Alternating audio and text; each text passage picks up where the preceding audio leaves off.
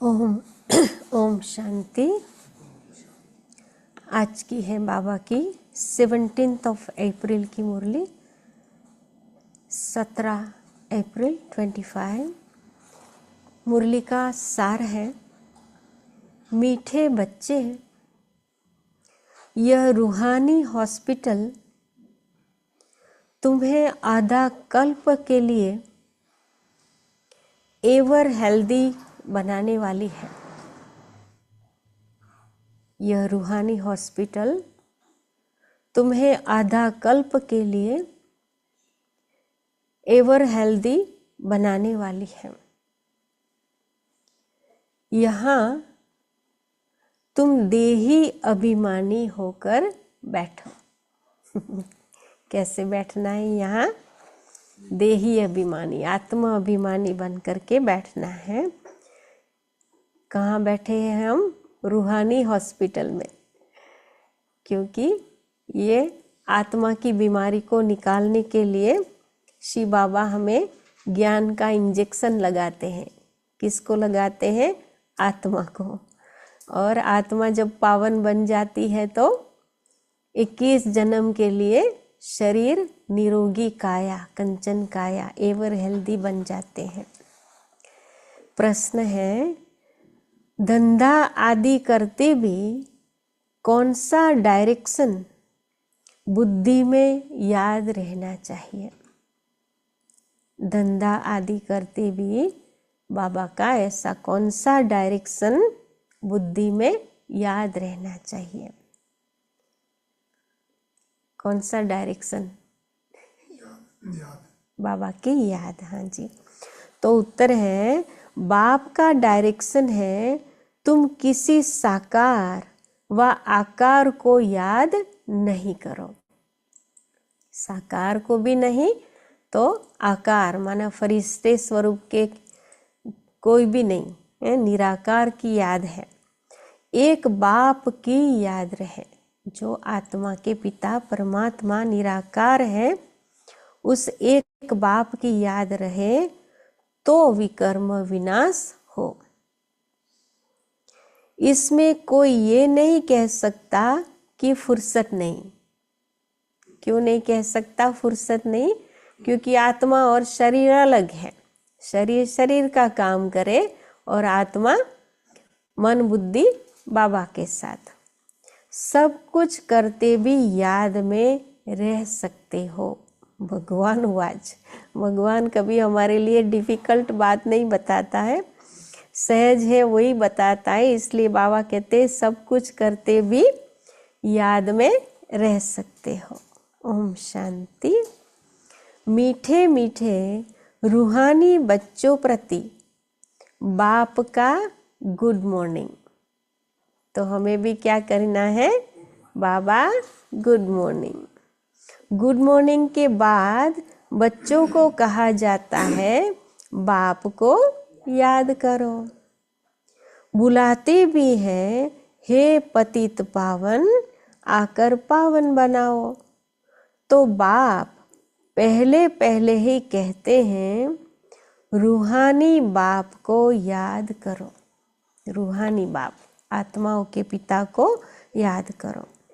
रूहानी बाप तो सबका एक ही है। सारे विश्व की करोड़ों आत्माएं, सभी आत्माओं का एक ही बाप है। फादर को कभी सर्वव्यापी नहीं माना जाता है। तो जितना हो सके बच्चे पहले पहले बाप को याद करो। कोई भी साकार व आकार को याद नहीं करो सिवाय बाप के। तो पहले तो बाबा कहते हैं यह बिल्कुल सहज है ना। मनुष्य कहते हैं हम बिजी रहते हैं, फुर्सत नहीं, परंतु इसमें तो फुर्सत सदैव है। आत्मा को सदैव फुर्सत है। आत्मा बाप युक्ति बतलाते हैं, यह भी जानते हो बाप को याद करने से ही हमारे पाप भस्म होंगे। मुख्य बात है यह, बाबा की याद से ही पाप भस्म होंगे, तो यह है मुख्य बात। धंधे आदि की कोई मना नहीं है। यह सब करते हुए सिर्फ बाप को याद करो तो विकर्म विनाश हो। यह तो समझते हैं हम पतित हैं। साधु संत ऋषि मुनि आदि सब साधना करते हैं। साधना की जाती है भगवान से मिलने की। ऑन है ना, सुनाई देता? साधना की जाती है भगवान से मिलने की। सो जब तक उनका परिचय न हो तब तक तो मिल नहीं सकते।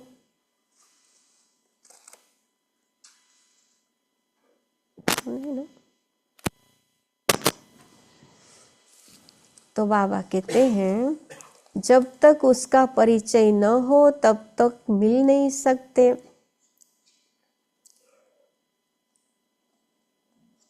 तुम बच्चे जानते हो बाप का परिचय दुनिया में कोई को भी नहीं है, सिवाय बाबा के बच्चों के दुनिया में बाबा का परिचय कोई को भी नहीं है।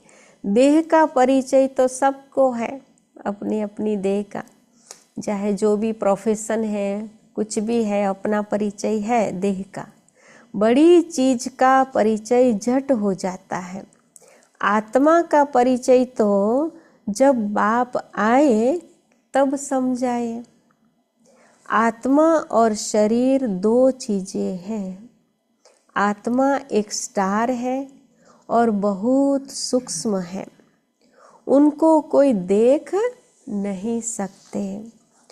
तो बाबा कहते हैं यहाँ जब आकर बैठते हैं तो देही अभिमानी होकर बैठना है। यह भी एक हॉस्पिटल है ना, आधा कल्प के लिए एवर हेल्दी होने की। आत्मा तो है अविनाशी, तो सुप्रीम सर्जन के पास कौन आता है? आत्मा बीमार है जो आती है, इसलिए आत्मा समझकर बैठना है।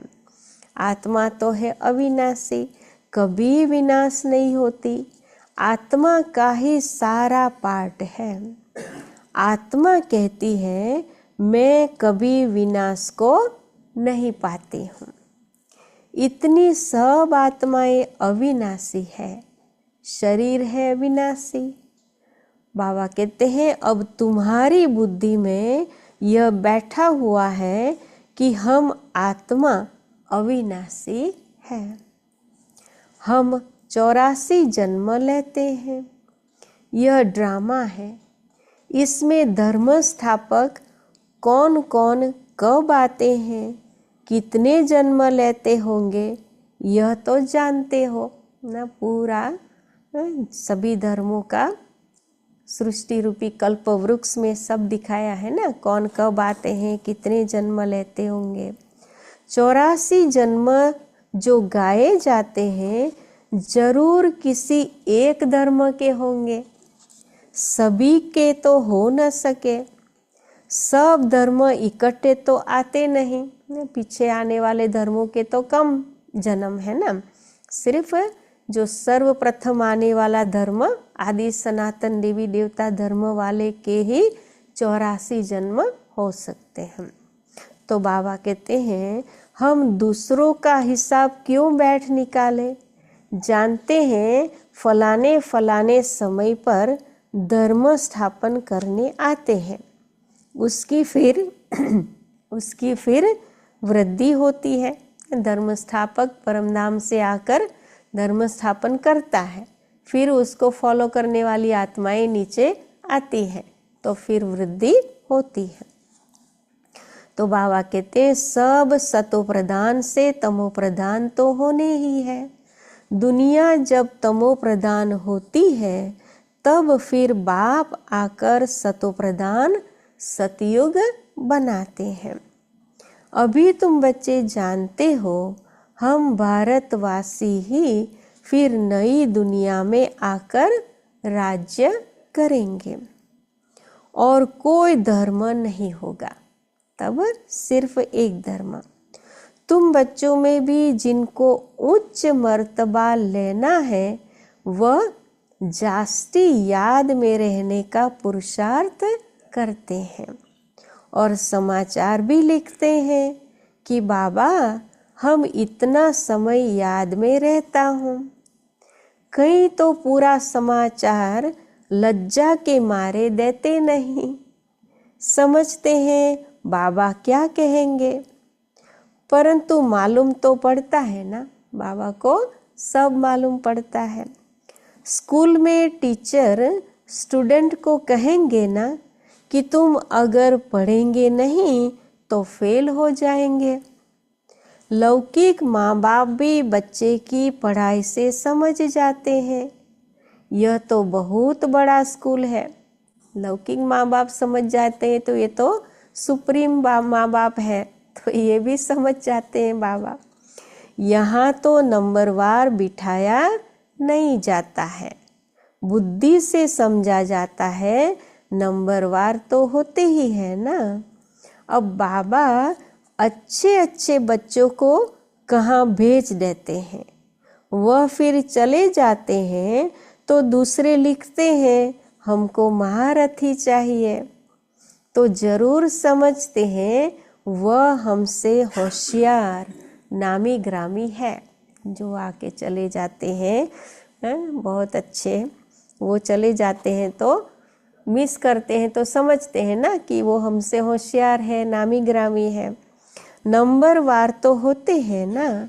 प्रदर्शनी में भी अनेक प्रकार के आते हैं, तो गाइड्स भी खड़े रहने चाहिए जांच करने के लिए। रिसीव करने वाले तो जानते हैं यह किस प्रकार का आदमी है, तो उनको फिर इशारा करना चाहिए कि इनको तुम समझाओ। कोई बड़ा आदमी आए तो समझाने वाला भी होशियार हो ना, तो उसको इशारा कर सकते हैं कि आप उसको समझाओ। तो बाबा कहते तुम भी समझ सकते हो, first grade, second grade, third grade सब है। वहाँ तो सबकी सर्विस करनी ही है। कहाँ? प्रदर्शनी में। कोई बड़ा आदमी है तो जरूर बड़े आदमी की खातिरी तो सब करते ही है, यह कायदा है। बाप अथवा टीचर बच्चों की क्लास में महिमा करते हैं, यह भी सबसे बड़ी खातिरी है। नाम निकालने वाले बच्चों की महिमा अथवा खातिरी की जाती है। बाबा का नाम निकालने वाले बच्चे की महिमा या खातिरी की जाती है। यह फलाना धनवान है, रिलीजियस माइंडेड है, यह भी खातिरी है ना, क्योंकि बड़ी बड़ी माइक्स आते हैं, वो और भी बाबा की अच्छी सेवा कर लेते हैं, तो खातिरी करनी पड़ती है ना। अब तुम बाबा कहते हैं अब तुम यह जानते हो उच्च ते उच्च भगवान है, कहते भी हैं बरोबर उच्च ते उच्च है। उच्च ते उच्च है इसलिए बाबा के लिए कहा जाता है ना, ऊंचा तेरा नाम, ऊंचा तेरा धाम, ऊंचा तेरा काम। परंतु फिर बोलो उनकी बायोग्राफी बताओ तो कह देंगे सर्वव्यापी है। ऊंचा ते ऊंचा है ऐसे भी कहते हैं, फिर कह देते सर्वव्यापी, तो कैसे मैच होगा। बस एकदम नीचे कर देते हैं, इतने ऊंचे ते ऊंचे को नीचे ले आते हैं। बाबा कहते हैं अब तुम समझा सकते हो सबसे ऊंचे ते ऊंच है भगवान, वह है मूल वतन वासी। सूक्ष्म वतन में है देवताएं, ब्रह्मा विष्णु शंकर, यहाँ रहते हैं मनुष्य। तो उच्च ते उच्च भगवान वह निराकार ठहरा, क्योंकि वो जन्म मरण के चक्कर में नहीं आता है, इसलिए वो उच्च ते उच्च है, निराकार है। अभी तुम बच्चे जानते हो हम जो हीरे मिसल थे सो फिर कौड़ी मिसल बन पड़े हैं। फिर भगवान को अपने से भी जास्ती नीचे ले गए हैं। हम तो कौड़ी मिसल बन गए, लेकिन भगवान को तो कण कण में डाल दिया, पहचानते ही नहीं है। तुम भारतवासियों को ही पहचान मिली है कि पहचान कम हो जाती है। जो देवी देवता घराने की आत्माएं हैं उनको ही पहचान मिली है। अभी तुम बाप की पहचान सबको देते जाते हो, ढेरों को बाप की पहचान मिलेगी। करोड़ों 33 करोड़ आत्माएं जो देवकुल की है, त्रेता के अंत तक आने वाली है, सबको बाबा की पहचान मिलेगी। बाबा कहते हैं तुम्हारा मुख्य चित्र है ही 3 बता रहे हैं बाबा, त्रिमूर्ति, गोला और झाड़। इनमें कितनी रोशनी है, कितना सारा ज्ञान का प्रकाश इन 3 चित्रों में भरा हुआ है। यह तो कोई भी कहेंगे यह लक्ष्मी नारायण सतयुग के मालिक थे। अच्छा, सतयुग के आगे क्या था? संगम युग था ना, भगवान ने आके फिर सतयुग बनाया। तो यह भी अभी तुम बच्चे जानते हो, अभी है कलयुग का अंत और है भी प्रजा पर राज्य। अभी राजाई तो है नहीं, कितना फर्क है। सतयुग के आदि में राजाएं थे और अभी कलयुग में भी राजाएं हैं। भल कोई वह पावन नहीं है, परंतु कोई पैसा देकर भी टाइटल ले लेते हैं। हमारे भारत में तो पैसा लेकर कितने टाइटल ले लेते हैं। महाराजा तो कोई है नहीं, टाइटल खरीद कर लेते हैं। जैसे पतियाला का महाराजा, जोधपुर, बीकानेर का महाराजा आदि आदि नाम तो लेते हैं ना। यह नाम अविनाशी चला आता है। पहले पवित्र महाराजाएं थे, अभी है अपवित्र। राजा महाराजा अक्षर चला आता है। इन लक्ष्मी नारायण के लिए कहेंगे यह सतयुग के मालिक थे। किसने राज्य किया? बाबा कहते हैं अभी तुम बच्चे जानते हो राजाई की स्थापना कैसे होती है। राजाई की स्थापना कैसे होती है वो बच्चे जानते हैं। बाप कहते हैं मैं तुमको अभी पढ़ाता हूँ 21 जन्मों के लिए। सिर्फ 1 जन्म पढ़ना है, इसलिए बहुत मेहनत है, क्योंकि सिर्फ 1 जन्म की प्राप्ति उसका प्रारब्ध 21 जन्मों के लिए है। तो 1 जन्म, और वो 1 जन्म पूरा भी नहीं, वो भी आधी लाइफ के बाद बाबा मिला, तो कितनी मेहनत करनी पड़ेगी। तो बाबा कहते हैं वह तो पढ़कर इसी जन्म में ही बैरिस्टर आदि बनते हैं। तुम अभी पढ़कर भविष्य महाराजा महारानी बनते हो। ड्रामा प्लान अनुसार नई दुनिया की स्थापना हो रही है। अभी है पुरानी दुनिया। भल कितने भी अच्छे अच्छे बड़े महल है, परंतु हीरे जवाहरातों के महल तो बनाने की कोई में ताकत नहीं है। कलयुग में कितने भी करोड़ों के महल क्यों न हो, लेकिन हीरे जवाहरात के महल बनाने की ताकत कोई में भी नहीं। सतयुग में यह सब हीरे जवाहरातों के महल बनाते हैं ना, बनाने में कोई देरी थोड़ी ही लगती है।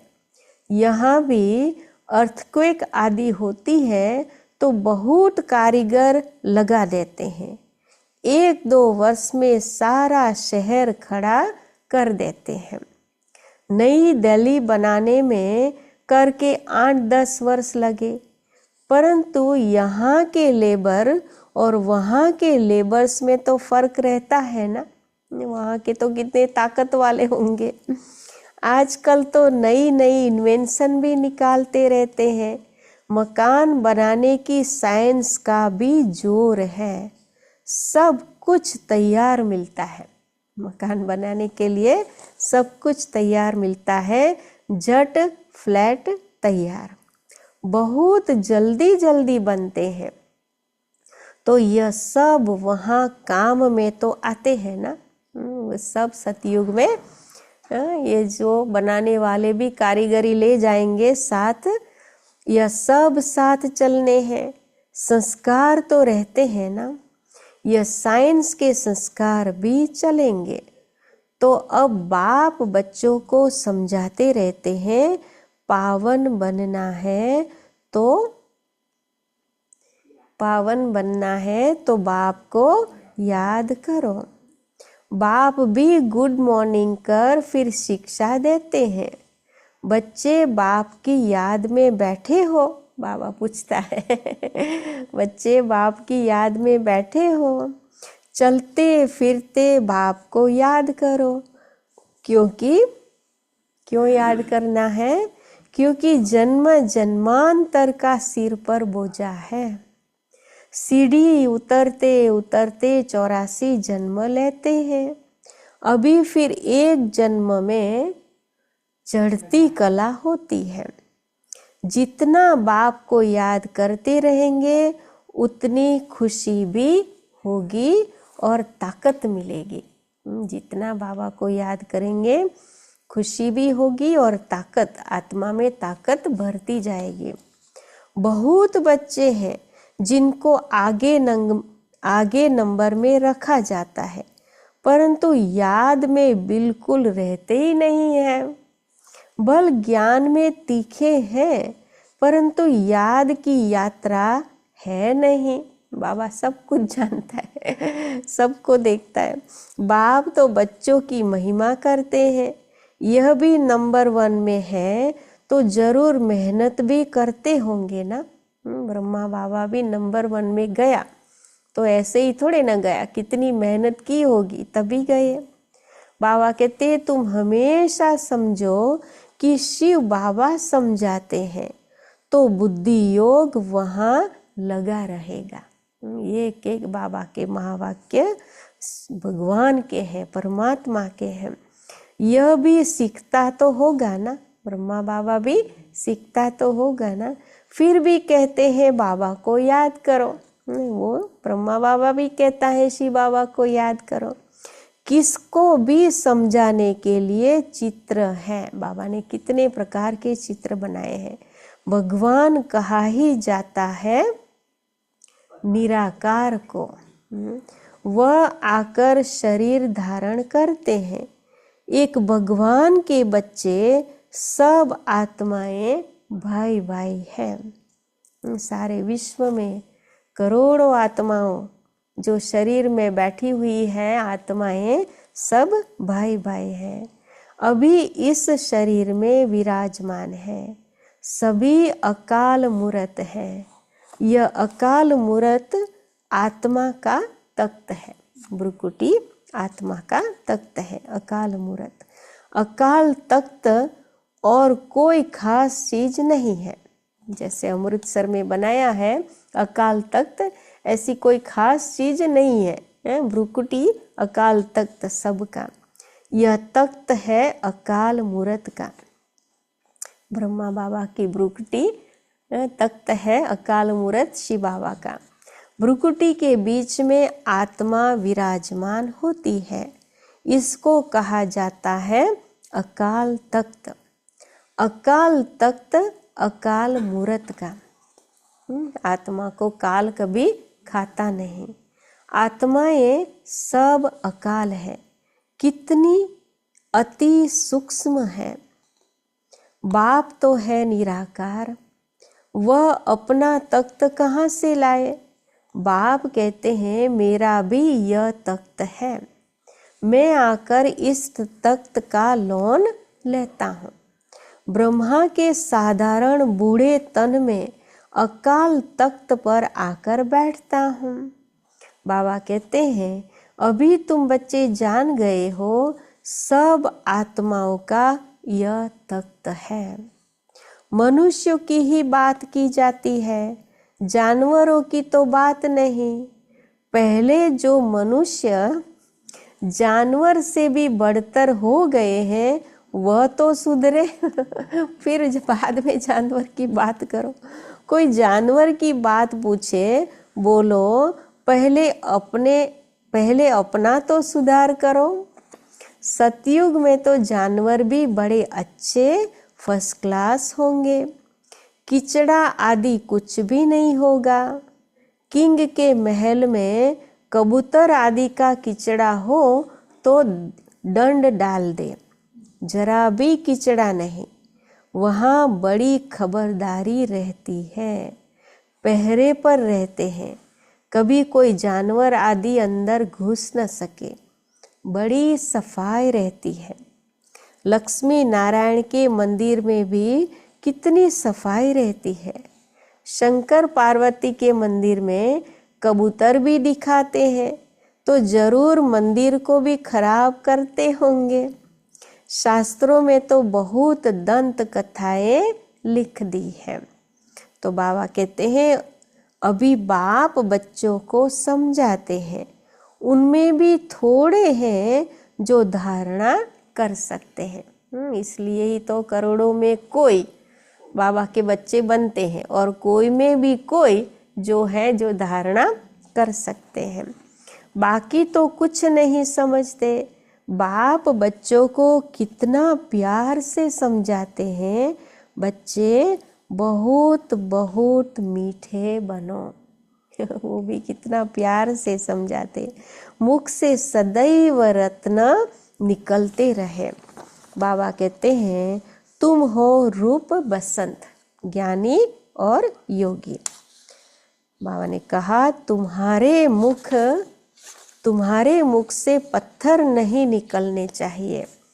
आत्मा की ही महिमा होती है। आत्मा कहती है मैं प्रेसिडेंट हूँ, फलाना हूँ, ये हूँ, आदि आदि। मेरे शरीर का नाम यह है। अच्छा, आत्माएं किसके बच्चे हैं? एक परमात्मा के। तो जरूर उनसे वर्षा मिलता होगा। जैसे दुनिया में पिता से बच्चों को वर्षा मिलता है, तो ये भी हमारा पिता है, उनके हम बच्चे हैं, तो वर्षा मिलता होगा। वह फिर सर्वव्यापी कैसे हो सकता है? तो बाबा ने आज ये बात खास उठाई है ना कि सभी आत्माएं परमात्मा के बच्चे हैं, वो ऊंचे ते ऊंचा है, तो फिर सर्वव्यापी कैसे हो सकता है? तुम बच्चे समझते हो, हम भी पहले कुछ नहीं जानते थे, अभी कितनी बुद्धि खुली है। सच में ना, कुछ भी नहीं था, फिर भी अभिमान कितना था। और बाबा ने अभी कितना ज्ञान 7 दिन के कोर्स में ही दे दिया। कितना ज्ञान ही तो आत्मा बाबा ने बना दिया। तो बुद्धि खुली है। तुम कोई भी मंदिर में जाएंगे, समझेंगे यह तो सब झूठे चित्र है। 10 भुजाओं वाला, हाथी की सूंड वाला कोई चित्र होता है क्या? यह सब है भक्ति मार्ग की सामग्री। वास्तव में भक्ति होनी चाहिए एक शिव बाबा की, जो सबका सदगति दाता है। एवर प्योर है ना बाबा, तो सिर्फ उसकी भक्ति होनी चाहिए। तुम्हारी बुद्धि में है, यह लक्ष्मी नारायण भी 84 जन्म लेते हैं, फिर ऊंच ते ऊंच बाप ही आकर सबको सदगति देते हैं। उनसे बड़ा कोई है नहीं।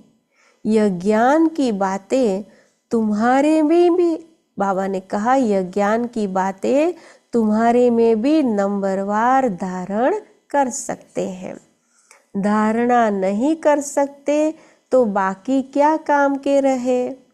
कई तो अंधों की लाठी बनने के बदले अंधे बन जाते हैं, और ही अंधे बन जाते हैं। अंधों की लाठी दूसरों को रास्ता दिखाने वाले बनना चाहिए, उससे और ही उल्टा बन जाते। गौ जो दूध नहीं देती तो उसे पिंजरपुर में रखते हैं, यह भी ज्ञान का दूध नहीं दे सकते हैं।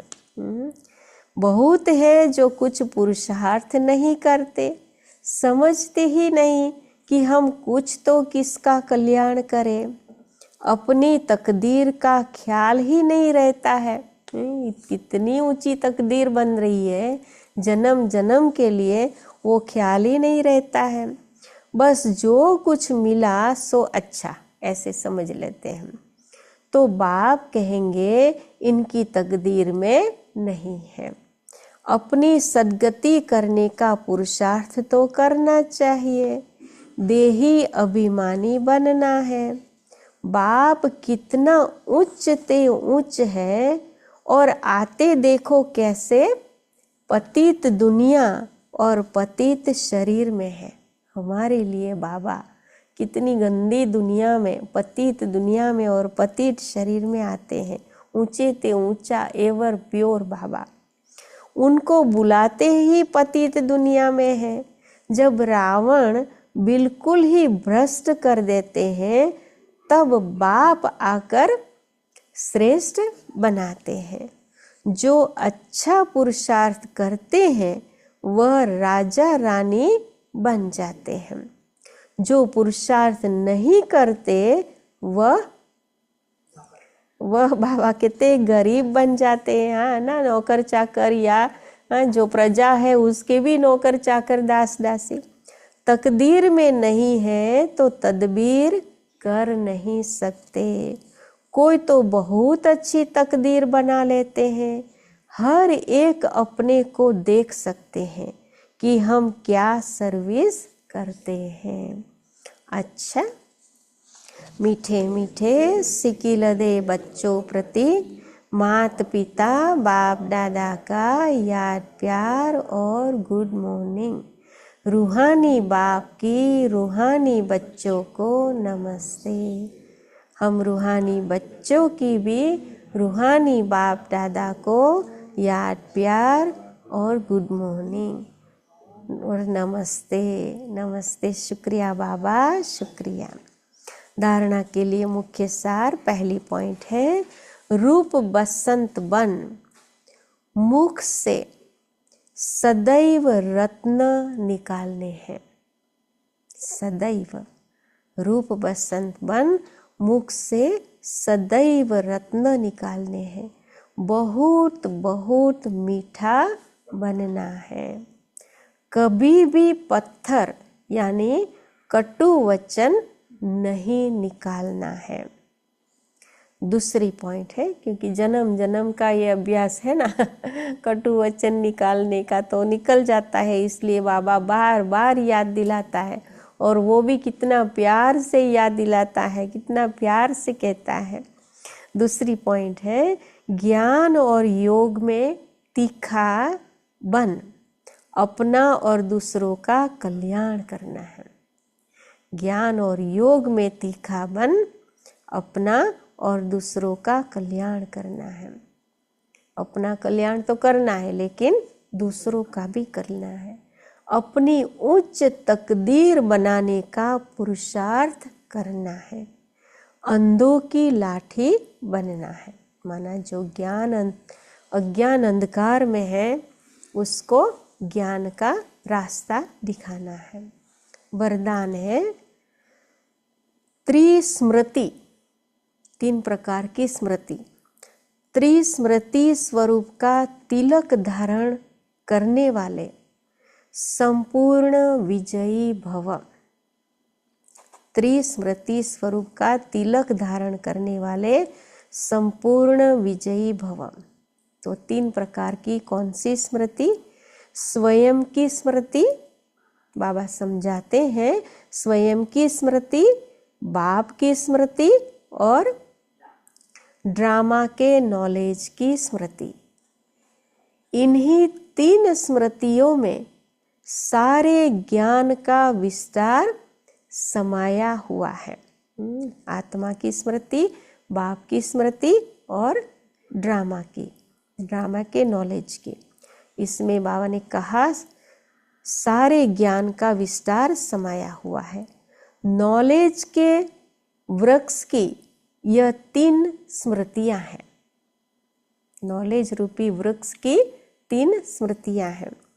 जैसे वृक्ष का पहले बीज होता है, उस बीज द्वारा 2 पत्ते निकलते हैं।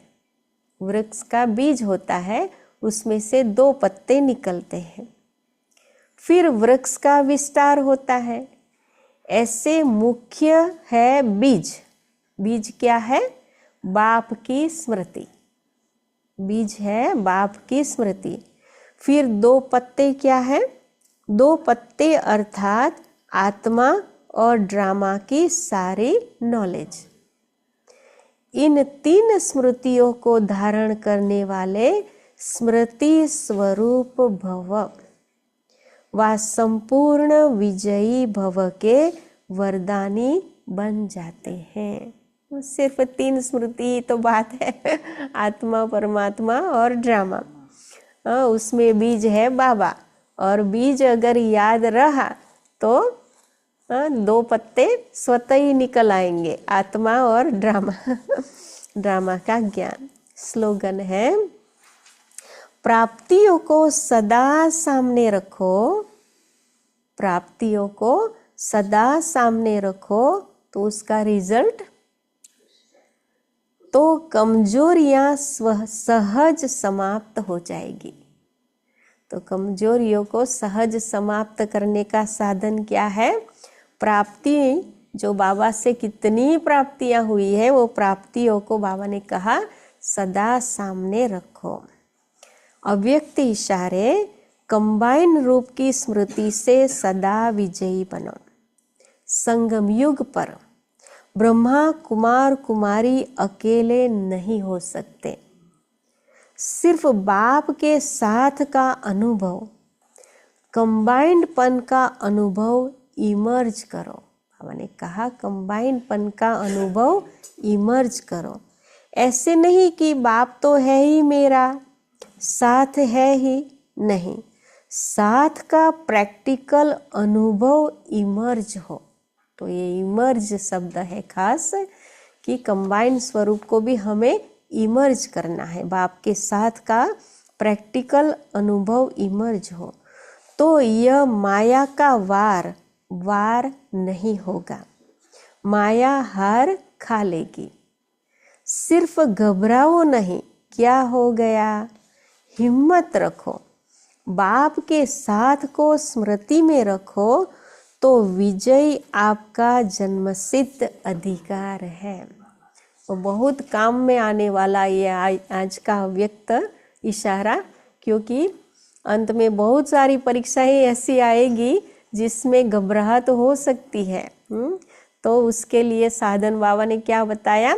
बाबा के साथ को, कंबाइंड स्वरूप को इमर्ज करना है। जैसे कोई बॉडी बिल्डर चलता है कमजोर के साथ, उसको बिल्कुल डर नहीं लगेगा, क्योंकि उसको पता है कि मेरे साथ बॉडी बिल्डर है।